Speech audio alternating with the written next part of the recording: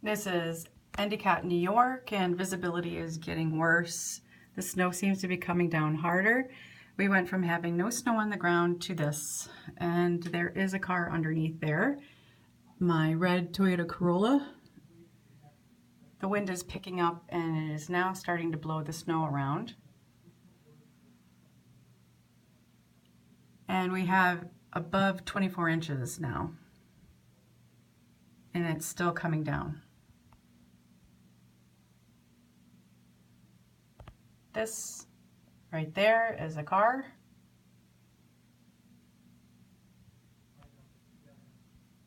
And you can see the snow blowing. So here we are in Endicott, New York. This is where Jim Cantori should be instead of in Massachusetts.